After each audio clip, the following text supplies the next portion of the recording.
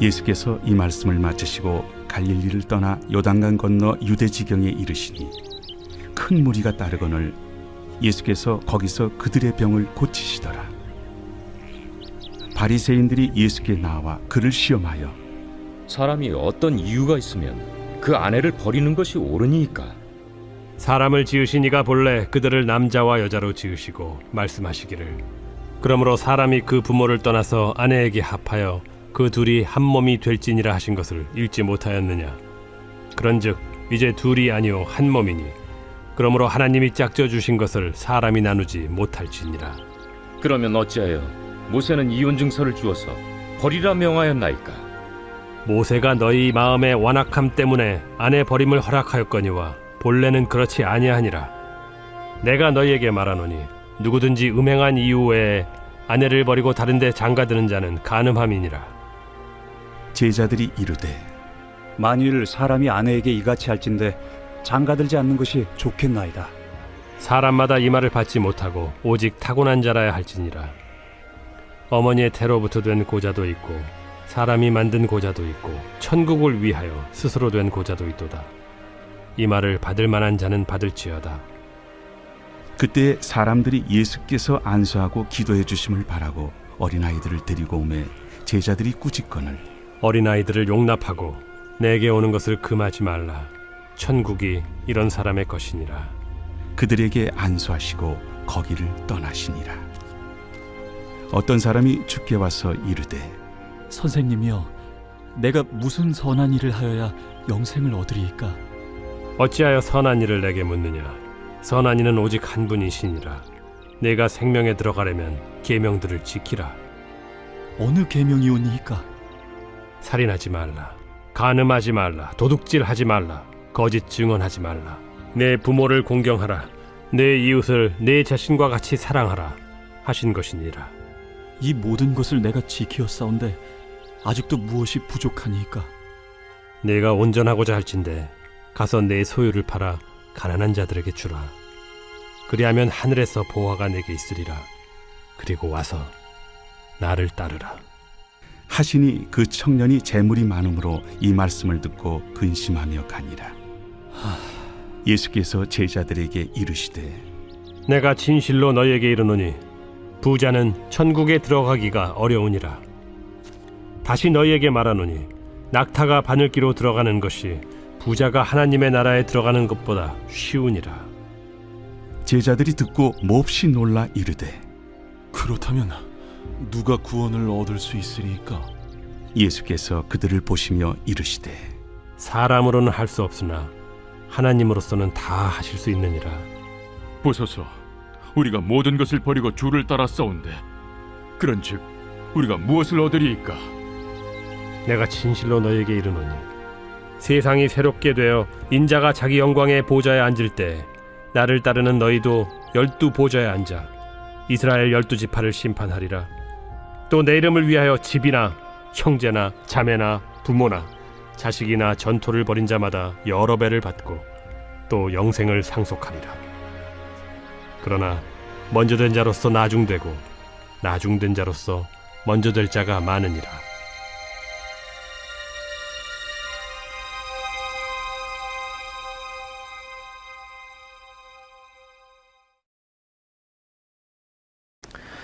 할렐루야, 여의도 순복음 분당교회 성도 여러분, 오늘 하루도 수고 많으셨습니다. 이 코로나19가 장기화됨에 따라 많은 분들이 어려움을 겪고 있는데요. 이 어려운 시간들 속에서 하나님의 도우심이 그 어느 때보다 절실한 것 같습니다. 오늘 감동기도회로 하나님께 예배 올려드리는 모든 가정들마다 하나님께서 주시는 평강과 또 도우심이 각 가정마다 임하시기를 주님의 이름으로 축복드리겠습니다. 오늘 저와 함께 나눌 하나님 말씀은 마태복음 19장 말씀입니다. 마태복음 19장 16절로 22절까지의 말씀을 살펴보니 한 청년이 예수님께 나와 어떻게 하면 영생을 얻을 수 있는가에 대해 질문하고 있습니다. 마태는 이 청년을 부자 청년이라고 이야기하고 있고요. 또한 누가는 이 청년을 젊은 관리라고 이야기하고 있습니다. 즉, 이 청년은 젊었을 때 부와 명예를 모두 얻게 된 엘리트이자 인생의 성공가였던 것입니다. 남부러울 것 없이 살아갈 것 같은 이 청년은 그럼에도 불구하고 마음 가운데 공허함을 가지고 있었습니다. 여러분, 그가 느꼈던 공허함이란 어떤 것일까요? 그것은 바로 세상이 채울 수 없는 영적인 공허함을 말하는 것입니다. 그래서 이 청년은 예수님께 나와 어떻게 하면 영생을 얻을 수 있는가에 대해 질문하고 있는 것입니다. 청년이 예수님께 질문합니다. 내가 무슨 선한 일을 하여야 영생을 얻을 수 있습니까? 자, 이 물음은 당시 유대인들의 이 전형적인 구원관에 대해 이야기하고 있습니다.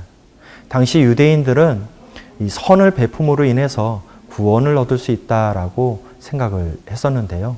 그래서 이 젊은 청년 또한 어렸을 때부터 율법을 지키며 선을 베푸는 일에 아주 열심을 가지고 있었던 것입니다. 그래서 예수님께서 계명을 지켜야 된다라고 이야기를 했을 때 그는 당당하게 이야기합니다. 이 모든 것을 내가 지켰사온데 아직도 무엇이 부족하니까? 라고 반문한 것입니다. 자, 그런데 여러분, 과연 율법을 100% 완벽하게 지킬 수 있는 사람이 있을까요? 죄에 부패한 인간들로서는 결코 율법을 완벽하게 지킬 수 없다라는 것입니다. 그래서 사도 바울은 이와 같이 탄식을 하는데요. 생명에 이르게 할 그 계명이 내게 대하여 도리어 사망에 이르게 하는 것이 되었도다. 자, 이 청년은 율법을 완벽하게 지키며 살아왔다고 생각을 합니다. 그럼에도 불구하고 예수님께서는 아직도 부족한 것이 있다라고 말씀을 하는데요. 내가 온전하고자 할진대 가서 내 소유를 팔아 가난한 자들에게 나누어 주라.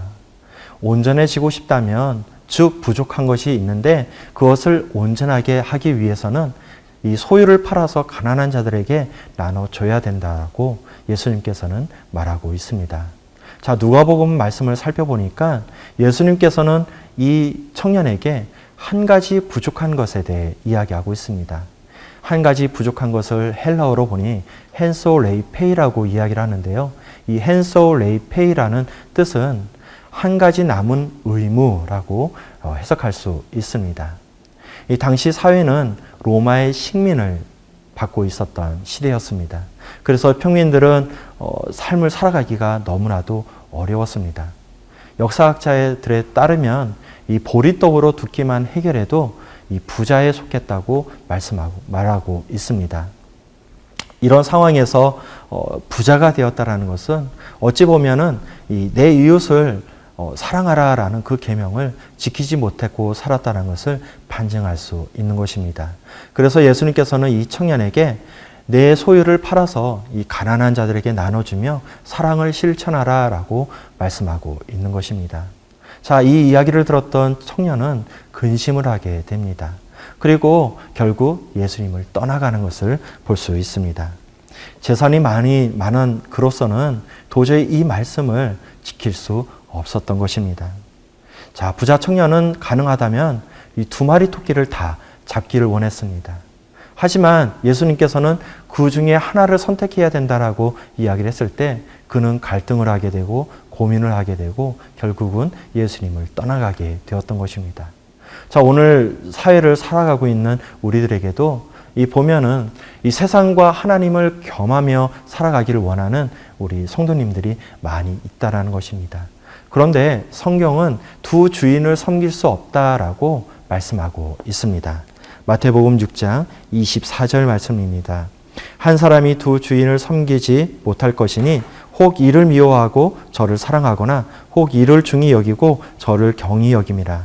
너희가 하나님과 재물을 겸하여 섬기지 못하느니라. 성경은 돈이나 부를 죄라고 단정짓지 않습니다. 문제는 우리의 태도인 것입니다. 가령 돈이 많은데 그것을 가지고 하나님 영광을 위해 쓰고 하나님 나라를 세우는데 쓰게 된다면, 어려운 이웃을 돕는데 쓰게 된다면 그것은 어떻게 될까요? 그것은 바로 하늘의 보화를 쌓는 일이 될 것입니다.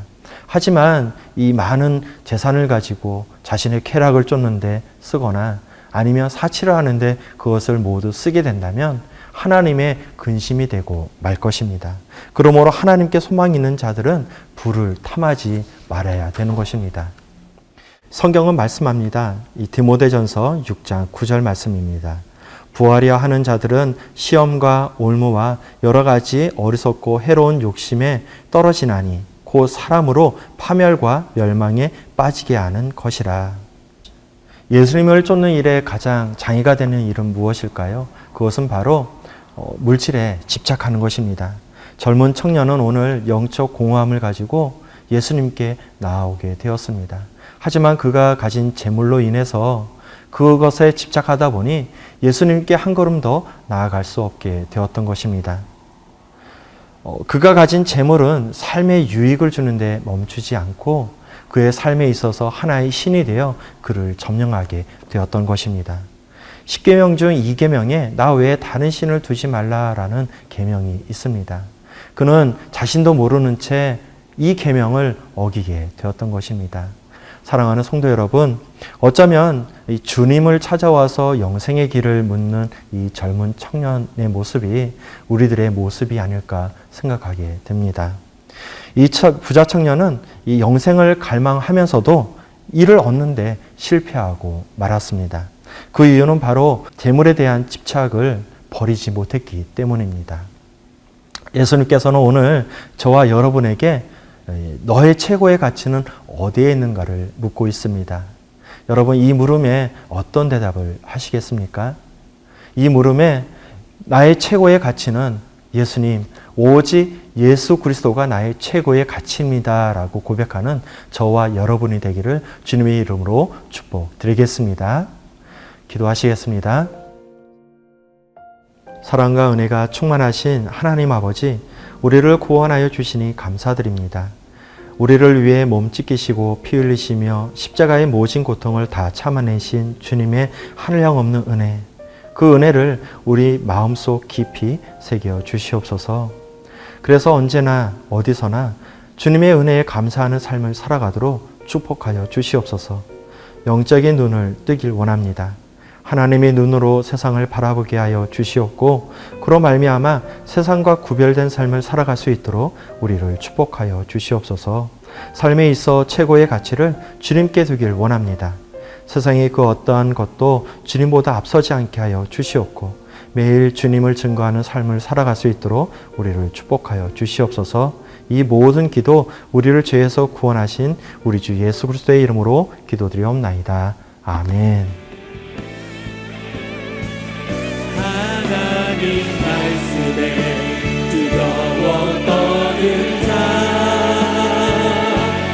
그 말씀에 생명을 거는 자, 한 사람 찾으시는 주님의 약속을 믿어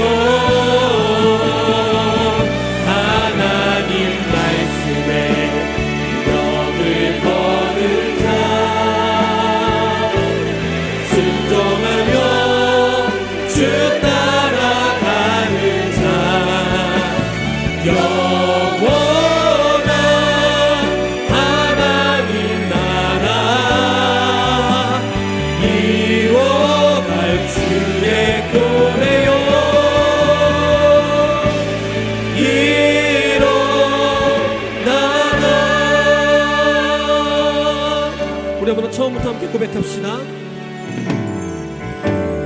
말씀 앞에서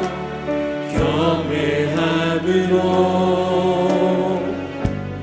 주께 홀로 섭니다. 생명의 말씀 읽고 순종해 주를 예배합니다. 한 번 더 말씀 앞에서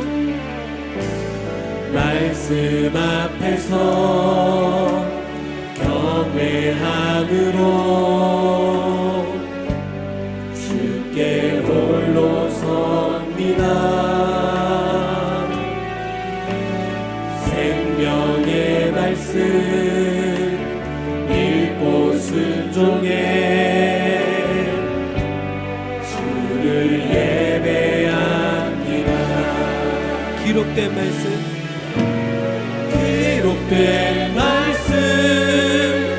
힘이 있어서 진리로 우리 거룩해 하며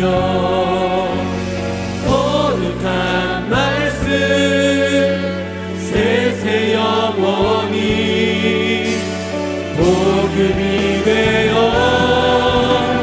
말씀하시네. 하나님 말씀에 두려웠던 자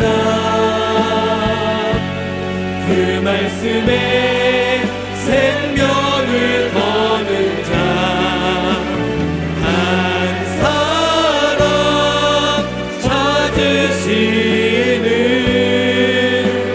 주님의 약속을 우리 안에 깊이 있는 말씀이 되게 해주시고 다시 한번 능력으로 주 앞에 나아갈 수 있도록 인도하시게 함께하여 주시옵소서. 아멘. 찬양하라. 내 영혼아 찬양하라. 내 영혼아 내 속에 있는 것들아